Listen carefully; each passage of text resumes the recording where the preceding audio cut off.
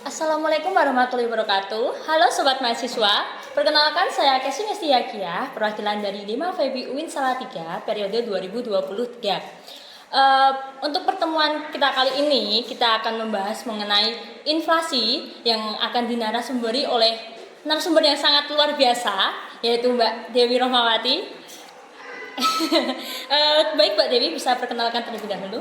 Oke, perkenalkan teman-teman, nama saya Dewi Rohmawati, bisa dipanggil Dewi. Saya mahasiswa UIN Salatiga dari jurusan Ekonomi Syariah semester 8. Cukup. Baik Mbak Dewi, ini langsung saja ya untuk mempersingkat waktunya. Boleh? Kita kan kali ini kan bahas mengenai inflasi nih. Ya. Menurut Mbak Dewi sendiri nih, inflasi itu apa sih? Oke, karena memang tema kita hari ini kan inflasi. Inflasi Iya. sendiri itu kan memang untuk bahasa FEBI, anak ekonomi kan tetap sangat-sangat familiar seperti itu. Tentunya inflasi ini tidak terlepas dari yang namanya ekonomi keuangan atau bisa disebut ekonomi moneter seperti itu. Secara simpelnya, inflasi itu merupakan kenaikan harga barang dan juga jasa yang terjadi secara terus-menerus dalam rentang periode tertentu. Juga bisa dikatakan bahwasanya inflasi ini kenaikan jumlah uang yang beredar itu meningkat, seperti itu, sehingga menyebabkan inflasi seperti itu. Kalau menurut Mbak Dewi sendiri nih, kondisi inflasi di Indonesia saat ini kayak gimana sih? Oke, kalau ngomongin kondisi inflasi di Indonesia saat ini cenderung relatif stabil ya, stabil dan juga dibanding dengan negara ASEAN, kan kita kan Indonesia itu tergabung dalam negara ASEAN namanya 11 negara itu, Indonesia itu masih sangat-sangat stabil seperti itu. Nah, sebelum kita tahu lebih jelas terkait dengan kondisi inflasi, tentunya kita juga harus tahu nih indikator apa saja sih yang untuk mengukur inflasi seperti itu. Inflasi sendiri itu diukur dengan yang namanya IHK, indeks harga konsumen. Nah, indeks harga konsumen ini itu nggak hanya melulu soal barangnya itu makanan atau minuman saja, tapi ada 11 kategori seperti ada inflasi itu bisa dihitung melalui indikator makanan, pendidikan, kesehatan, transportasi, terus informasi dan lain sebagainya seperti itu. Dan juga inflasi sendiri itu juga terbagi menjadi beberapa jenis seperti itu. Sependek pengetahuan saya itu ada 3 kategori, inflasi berdasarkan asalnya, berdasarkan sifatnya, maupun berdasarkan tingkat keparahannya seperti itu. Boleh saya jelaskan sedikit ya, sedikit aja ya, maksudnya supaya teman-teman tahu, karena emang ini basic materi untuk anak-anak ekonomi. Untuk biasanya tuh kalau misalnya kita kuliah itu dijelaskannya itu berdasarkan tingkat keparahannya. Inflasi terbagi menjadi 4, inflasi ringan, inflasi sedang, berat, dan juga sangat berat seperti itu. Nah, inflasi ringan ini biasanya itu di bawah 10%, karena kita tahu bahwasanya untuk mengetahui hasil inflasi itu dalam tingkat persen seperti itu. Nah, kalau inflasi ringan ini memang tidak mengganggu aktivitas ekonomi. Nah, kalau inflasi sedang itu 10-30% itu agak mengganggu kestabilan ekonomi. Jadi tingkat kesejahteraan masyarakat nanti akan menurun. Lalu inflasi berat itu di 30-70%. Indonesia pernah mengalami inflasi berat itu di tahun 1998. Tahu nggak itu peristiwa apa? Krisis moneter. Jadi tahun 1998 itu Indonesia pernah mengalami krisis moneter. Jadi di berapa persen ya? 70 lebih lah, 70-80%. Lalu yang terakhir itu ada inflasi sangat tinggi atau hiperinflasi. Indonesia juga pernah mengalami hiperinflasi. Itu sampai mencapai 400 atau 500%. Wah, berarti kan uang sangat gak berharga kan pada saat itu kayak gitu. Itu di tahun 1965 atau 66 itu waktu masa pemerintahannya Pak Soekarno seperti itu. Tapi itu langsung turun gitu ya Mbak?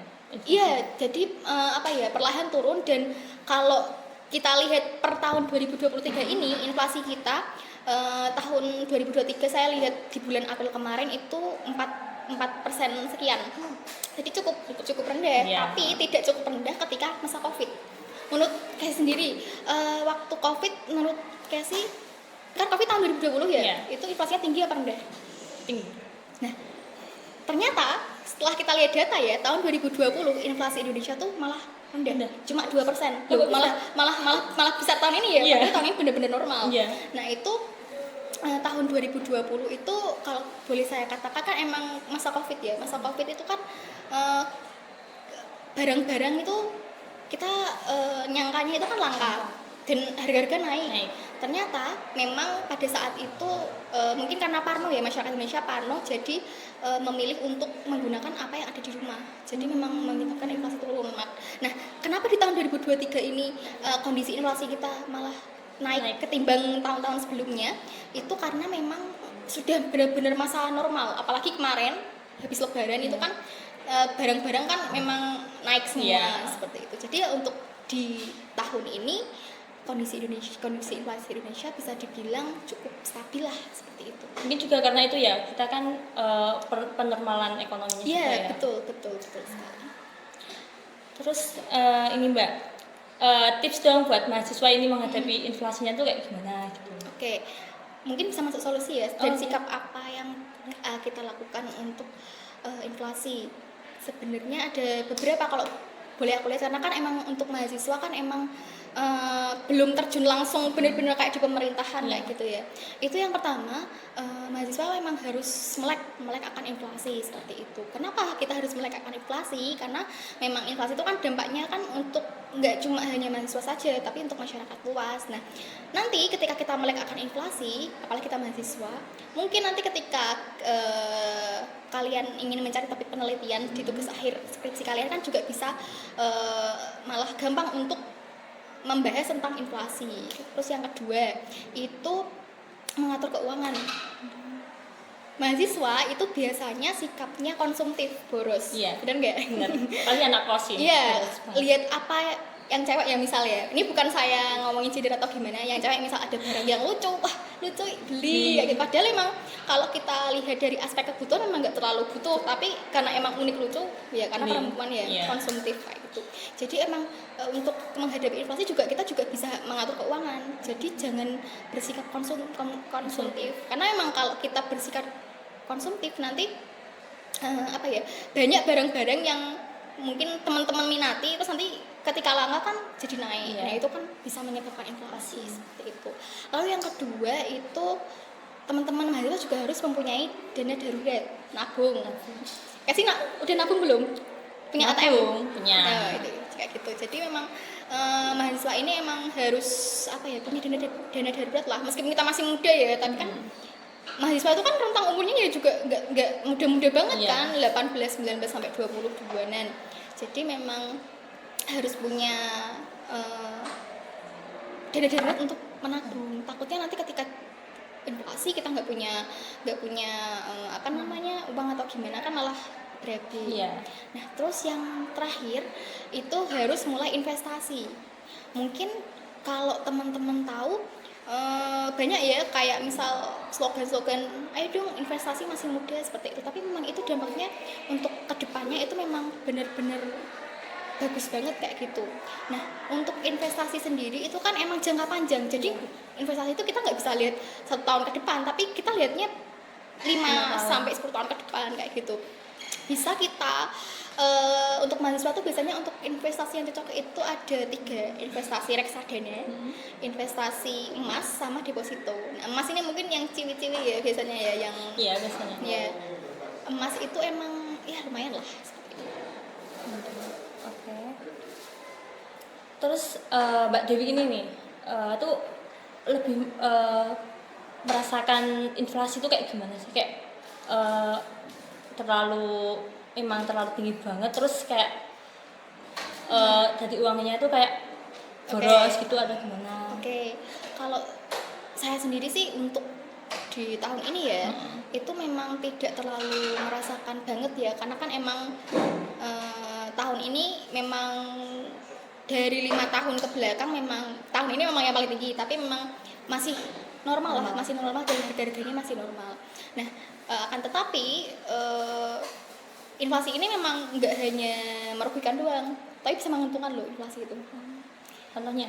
Inflasi itu menguntungkan bagi pengusaha atau produsen atau pedagang. Kenapa saya bisa katakan seperti itu? Karena ketika inflasi kan bisa terjadi karena harga barang yang naik atau langka, terus jumlah uang yang beredar itu banyak. Nah, kalau untuk pedagang, menguntungkan pedagang kenapa? Karena memang ketika inflasi kan, ketika barang langka, produsen kan tetap memproduksi nih, jadi dia bisa menjual di harga tinggi seperti itu. Dan memang di tahun ini kemarin tuh kita pernah ada itu ya kasus minyak goreng itu ya, minyak goreng yang langka yang kita timbun-timbun. Nah, itu mungkin produsen memang diuntungkan pada saat itu karena itu memang mungkin minyak itu juga menyebabkan inflasi juga ya. Inflasi di tahun ini agak tinggi karena memang banyak produsen yang diuntungkan seperti itu. Dan kalau untuk saya sendiri sih masih normal aja sih untuk di tahun ini kayak gitu ya. Yang penting kita bisa mengatasi, mencegah lah, menahan laju inflasi dengan yang saya sebutkan tadi seperti itu. Kalau ekspor impor itu sangat berpengaruh nggak sih Mbak kalau buat inflasi? Lumayan berpengaruh. Contoh impor, inflasi tadi kan saya katakan ada yang berdasarkan asalnya. Nah, inflasi itu juga disebabkan oleh inflasi yang berasal dari dalam negeri dan juga luar negeri. Nah, kalau dari luar negeri ini yang menyebabkan ekspor impor ini agak terganggu. Nah, kenapa bisa demikian? Karena ketika ya Indonesia kan sebenarnya kaya akan sumber daya, tapi tetap tidak menutup kemungkinan kita tetap melakukan impor di negara lain. Nah, kenapa bisa terjadi inflasi ketika kita impor? Itu memang biasanya terjadi karena negara yang kita butuh barangnya. Misal Indonesia mengimpor kendaraan dari Jepang. Kebetulan di Jepang itu harga kendaraan tersebut, misal mobil itu sangat-sangat tinggi. Di sana ada inflasi. Itu sebenarnya efeknya juga sampai ke Indonesia. Jadi Indonesia juga bisa terkena inflasi kayak gitu. Gini Mbak, kalau inflasi itu kan masih kan ada dampak positif dan negatifnya nih. Tadi kan Mbak Dewi juga udah jelasin yang positif. Yang negatif itu seperti apa ya Mbak contohnya? Oke, kalau untuk dampak negatif dari inflasi itu mungkin dalam itu ya kerugian yang dialami ya, itu aku bisa mengklasifikasikan dua. Yang pertama untuk masyarakat umum dan juga mahasiswa, karena kan tema kita kan tentang mahasiswa kan. Untuk masyarakat umum itu tentunya inflasi itu akan menurunkan tingkat kesejahteraan masyarakat. Tentunya ketika tingkat kesejahteraan masyarakat turun, itu juga berimbas pada kemiskinan. Itu kalau terjadi secara terus-menerus ya. Terus habis itu tidak bisanya untuk melakukan investasi, karena percuma kalau kita melakukan investasi pada saat inflasi. Padahal ketika melakukan investasi di saat inflasi itu kan kayak sia-sia aja, karena kan uang tidak berharga pada saat itu seperti itu. Terus habis itu kalau untuk mahasiswa sendiri, tentunya ketika ada inflasi itu kita menjadi kesulitan untuk menemukan barang-barang yang kita inginkan atau penting seperti itu. Karena memang inflasi itu terjadi tidak hanya satu atau dua jenis barang aja. Misal kemarin ada kenaikan harga telur misalnya, itu tidak bisa kenaikan harga telur tok ya, komoditasnya cuma telur doang itu dikatakan sebagai inflasi itu nggak bisa. Harusnya memang diimbangi beberapa komoditas, dan itu biasanya terjadi secara terus-menerus kayak gitu. Terus yang kedua itu bagi mahasiswa itu juga sebagai penabung ya, kita memposisikan diri mahasiswa itu sebagai penabung itu akan mengalami kerugian juga, karena tentunya nanti suku bunga di banknya akan naik seperti itu. Jadi kan kita kayak sama aja nabung kan, kayak gitu sih. Terus kalau pengangguran itu juga dampak dari inflasi juga nggak sih Mbak? Kalau pengangguran itu saya bisa katakan nggak terlalu sih, tapi tetap bisa mempengaruhi, tapi nggak yang mayoritas seperti itu. Malah inflasi ini tuh dampaknya itu bagi orang-orang yang memiliki penghasilan tetap. Jadi misal Casey udah bekerja di satu perusahaan, misal gaji UMR gitu ya, misal kita ambil Jakarta lah, UMR Jakarta 5 juta seperti itu. Nah, ketika penghasilan tetap, padahal di saat itu terjadi inflasi, kan sama aja kita nggak bisa membeli barang-barang yang kita inginkan, karena kan uang kan nggak berharga pada saat itu. Misal satu pulpen aja mungkin ketika inflasi bisa mencapai 200.000 atau mungkin 1 juta kalau itu memang hiperinflasi kayak gitu. Jadi memang pengaruh nggak pengaruh ya sebenarnya kayak gitu.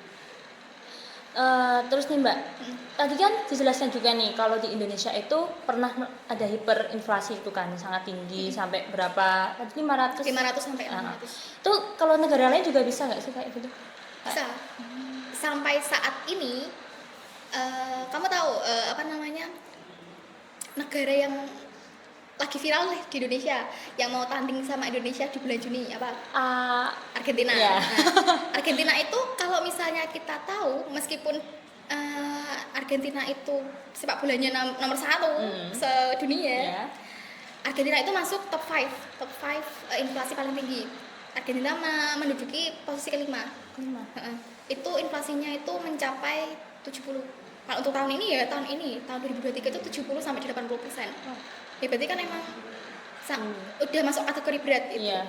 Terus untuk yang nomor 1 itu negara Zimbabwe. Oh, itu malah tinggi ya? Tinggi sekali itu 200 sampean. Wow. Aku pernah lihat sebuah video yang memperlihatkan kondisi di Zimbabwe. Itu di sana itu kayak beli makanan ya. Kalau misal di sini istilahnya kayak beli cilok atau beli apa. Itu kan sana 5.000 ya di sini ya. Di sana tuh bisa sampai 1 juta 2 juta. Karena emang di sana kan uang nggak berharga. Iya. Karena emang inflasinya sangat-sangat tinggi Tinggi. sekali. Jadi sampai di Zimbabwe itu kayak di rumah itu memang uang tuh banyak banget. Uang banyak banget tapi kan nggak berharga sama Iya. aja. Itu untuk apa? Seperti itu kayak gitu. Oke Mbak Dewi, terima kasih pengetahuannya yang sangat luar biasa. Tipsnya juga sangat membantu mahasiswa. Semoga dapat bermanfaat untuk mahasiswa semuanya.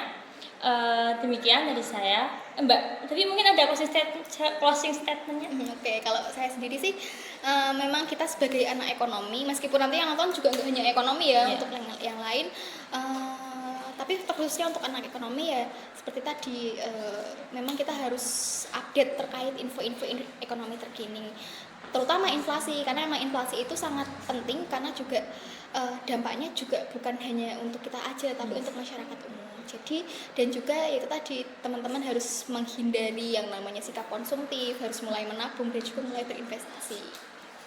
Oke teman-teman, terima kasih telah menyaksikan dan mendengarkan tips dari Mbak Dewi ini. Semoga bermanfaat. Saya akhiri, wassalamualaikum warahmatullahi wabarakatuh.